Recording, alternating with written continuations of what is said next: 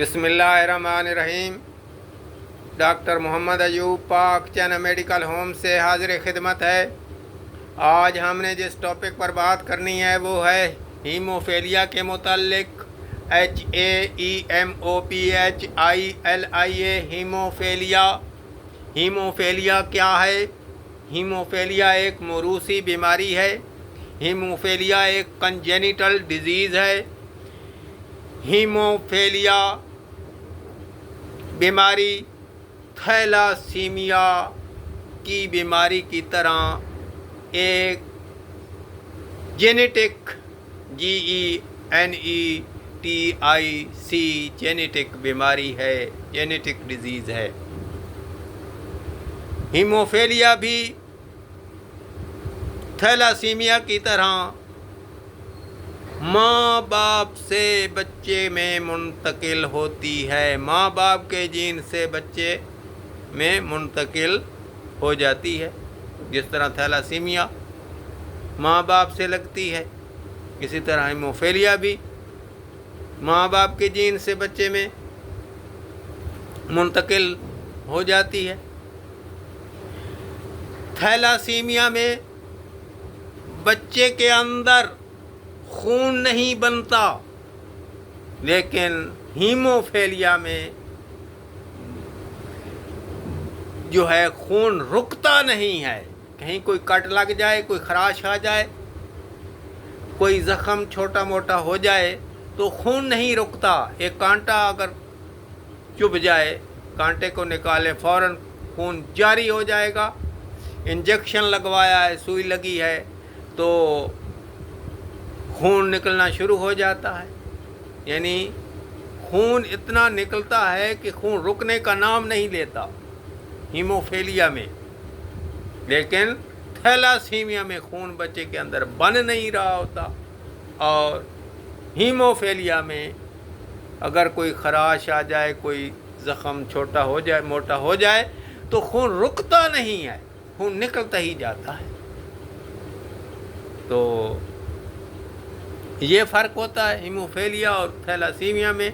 लेकिन ये दोनों माँ बाप की तरफ से बच्चे में मुंतकिल होती हैं, माँ बाप के जीन से लगती हैं। और हीमोफीलिया जो है ये तो ख़ुसूसी तौर पर माँ से ही ज़्यादातर बच्चे में मुंतकिल हुआ करता है। बच्चे का खतना करवाया जाए तो खून इतना निकलेगा कि खून रुकने का नाम ना लेगा। खून रोकना बहुत मुश्किल हो जाता है खतना करवाने के बाद। तो इसी तरह कोई और ऐसा कोई चीज़ लगे बच्चे को तो खून बहुत निकलता है, रुकता नहीं है, क्लॉट नहीं बनता, खून जमता नहीं है। खून जहाँ कट लगी हो जिल्द के ऊपर पेपड़ी नहीं बनती। थैलासीमिया में बच्चे और बच्चियां इस बीमारी का शिकार हों तो एक जैसा अमल दखल होता है दोनों के अंदर। जैसे वो बच्चे के लिए दुश्वार गुजार होती है, इसी तरह बच्चियों के लिए भी ऐसे ही होती है। जिस तरह बच्चे के लिए परेशान कुन वो बीमारी है थैलासीमिया की, इसी तरह बच्चियों के लिए भी उसी तरह की है। लेकिन हीमोफीलिया में मामला कुछ और होता है। ये कैरियर होती हैं बच्चियां इस बीमारी को फैलाने की। खुद ये बीमार नहीं होती इस थैलासीमिया से, लेकिन ये आगे कैरी करती हैं। जब इन बच्चियों की शादियां होती हैं तो ये अपने बच्चों के ज़रिए से ये कैरी करती हैं, आगे फैलाती हैं। तो बच्चों में ये बहुत परेशान कुन मामला होता है, क्योंकि बच्चे जो होते हैं वो इस बीमारी का शिकार होते हैं। उनसे खून निकलेगा और खून बंद نہیں ہوگا، خون رکے گا نہیں، کلاٹ نہیں بنے گا۔ بچیاں جو ہوتی ہیں وہ ہیموفیلیا بیماری سے محفوظ رہتی ہیں۔ بچیوں کے اندر یہ ہیموفیلیا کی بیماری نہ ہونے کے برابر پائی جاتی ہے، نہ ہونے کے برابر۔ یہ آگے اس بیماری کو کیری کرتی ہیں، بیماری کو پھیلاتی ہیں، لیکن خود بیماری کا اثر ان پر بہت ہی کہیں کم ہو، بہت ہی کم دیکھا گیا ہے۔ ابھی ہم ہیموفیلیا کی وجوہات کے بارے میں بات کرتے ہیں۔ نمبر 1 ہے کزن میرج کا ہونا، یعنی کزنوں کے اندر یہ شادیاں ہوتی ہیں۔ اس میں کزن میرج جو ہے یہ سر فہرست ہے۔ اس سے یہ بیماری جو ہے زیادہ پھیلتی ہے۔ ملویروں، پھپھیروں، پتریروں، اس طرح یہ کزن میرج ہوتے ہیں، ایک دوسرے سے شادیاں کرتے رہتے ہیں، یہ بیماریاں اندر ہی اندر چلتی رہتی ہیں۔ تو ہیموفیلیا کی بیماری ہو گئی اور تھیلاسیمیا کی بیماری ہو گئی۔ یہ بیماریاں جو ہیں کزن میرج سے زیادہ پھیلتی ہیں، زیادہ ہوتی ہیں۔ دوسرے نمبر پہ کہ شادی سے پہلے کوئی ٹیسٹ نہیں کروائے جاتے۔ شادی سے پہلے ٹیسٹ کروانا چاہیے، تھیلاسیمیا کا ٹیسٹ کروانا چاہیے، ہیموفیلیا کا ٹیسٹ کروانا چاہیے۔ جس طرح خاندان والے لڑکی کو دیکھتے ہیں، لڑکے کو دیکھتے ہیں، ان کا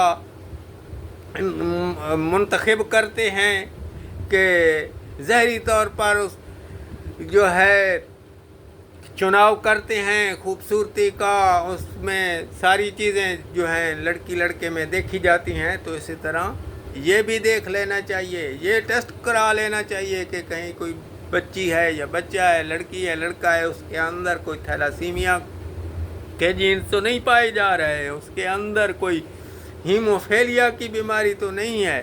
تو ٹیسٹ کروانا بہتر ہوتا ہے۔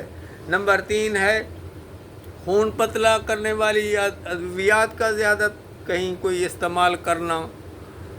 نمبر 4 ہے جوڑوں کی بیماری، جوڑوں کی کوئی ایسی بیماری ہو جس کا رجحان جوڑوں کی طرف خون کا ہو جائے، تو اس کو کہتے ہیں ہیم ارتھروسس۔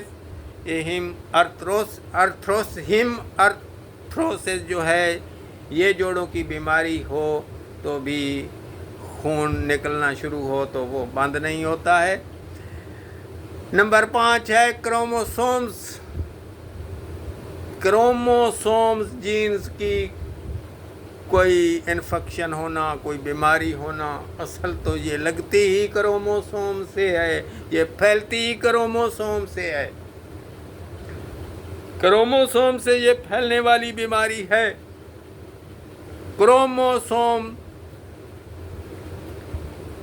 میلز کے اندر بھی پائے جاتے ہیں، فیمیلز کے اندر بھی پائے جاتے ہیں۔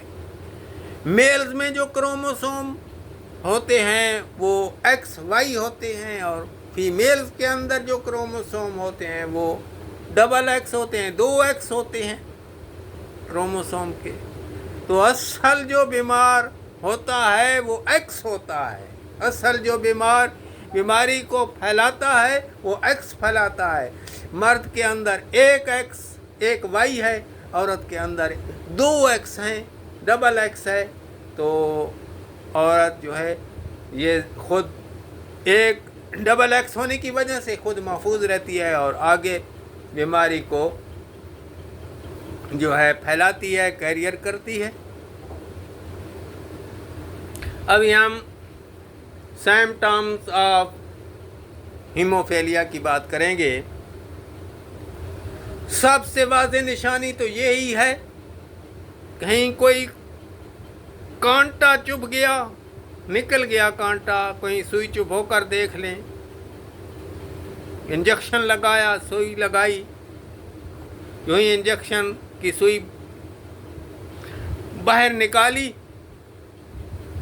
تو خون جاری، خون رکتا نہیں ہے. انجیکشن کی سوئی سے، ٹیکے کی سوئی سے خون نہیں نکلتا، لیکن ہیموفیلیا کا پیشنٹ ہو بچہ تو پھر خون رکتا نہیں ہے. ایک کانٹا، ایک جھریڑ سی آئی تو خون نکلنا شروع ہو گیا. ناخن اتارنے لگے تھے، ناخن کٹر سے تھوڑا سا ناخن کے اندر کوئی زخم ہو گیا تو خون جو ہے جاری ہو جائے گا. کوئی چھوٹی موٹی چوٹ لگ گئی تو خون جو ہے وہ اتنا نکلتا ہے کہ وہ رکتا نہیں ہے. خون کا کلاٹ نہیں بنتا، خون جمتا نہیں.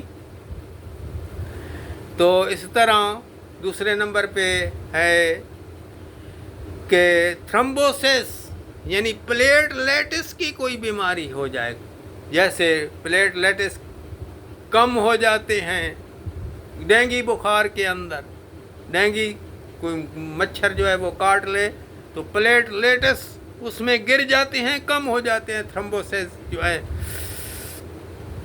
تو اس طرح کوئی وٹامن کے کی کمی ہو جائے، تھرمبوسس کی کمی ہو جائے، پلیٹلیٹس کی کمی ہو جائے، اور کچھ دوسرے خون جمانے والے فیکٹرز ہوتے ہیں ان کی کوئی بیماری ہو، ان کی کمی پیدا ہو جائے جسم کے اندر، خون جمانے والے فیکٹرز کے اندر جو جگر سے بن رہے ہوتے ہیں. تو اس طرح بہت ساری اور چیزیں ہیں ان کی کوئی خون جمانے کی پروٹینز ہوتی ہیں، ان کی کوئی انفیکشن ہو، کوئی بیماری جسم کے اندر چل رہی ہو تو پھر ہیموفیلیا کی یہ بیماری اثر انداز ہوگی، خون نہیں رکے گا. تو تیسرے نمبر پہ یہ نشانی بھی ہوتی ہے کہ کہیں جوڑوں کے اوپر، ٹانگوں کے اوپر، بازوؤں کے اوپر سرخ رنگ کے دھبے معلوم ہوں گے، اور ایسے معلوم ہوگا جیسے وہ جمے ہوئے خون کے لوتھڑے نیچے نظر آئیں. ایسے نظر آئیں گے جوڑوں پر اور رانوں کے جوڑوں پر، بازوؤں کے جوڑوں پر نظر آ سکتے ہیں، یعنی خون کے جمنے کے اثرات. تو یہ ہوتی ہیں ان کی علامات. اگلی ویڈیو میں انشاءاللہ ہیموفیلیا کی اقسام کے متعلق بات کریں گے. والسلام. ڈاکٹر محمد ایوب. اللہ حافظ.